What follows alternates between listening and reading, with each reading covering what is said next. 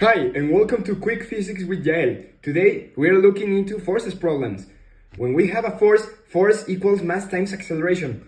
And when we have that formula, we can do a sum of forces in between. So, for example, we have these two dummies. These dummies are applying a force to this cart.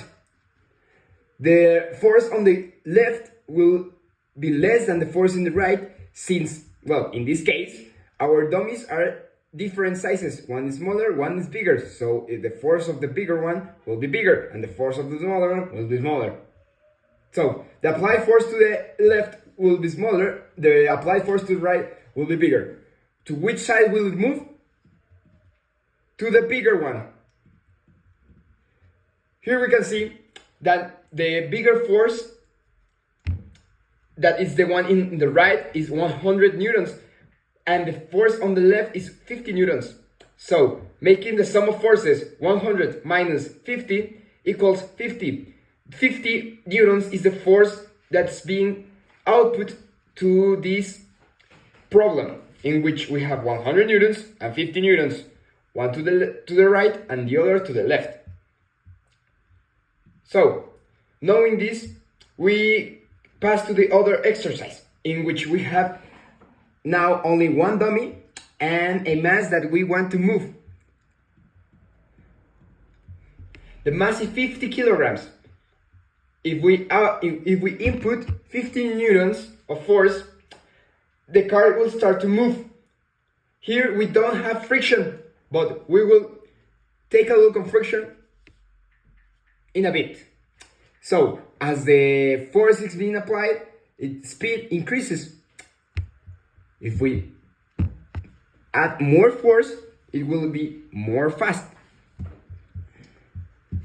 So, what happens if we input a force to the opposite side? It starts to decrease its speed. Now, let's take a look to the exact same problem, but adding friction. If we have 50 newtons of force, it will be a friction acting on it since it's on a surface. These frictions can only be surpassed if the force that's being applied is bigger than the friction force. Here we can see that the friction force is less than the force being applied on it. But if we add more friction,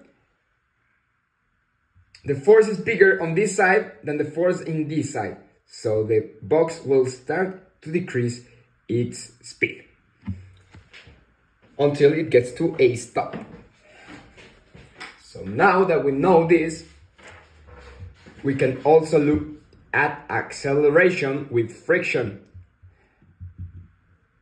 We have a force that's being applied and we have a friction force opposite to that of the force being applied.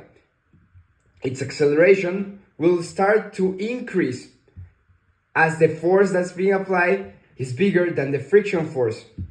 Its speed also increases. But what happens if we have a lot of friction? Speed decreases and also acceleration becomes negative since it's going to the opposite side. Now, we can also take none of friction.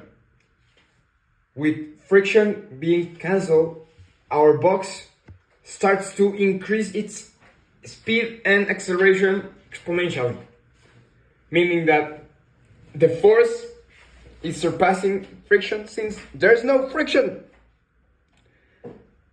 So, to wrap it up, we can remember that force equals times mass acceleration, and that the sum of forces is the process of summing all the forces on one axis so that we can know how much of the force there is being in the problem. Thank you very much. Have a great day.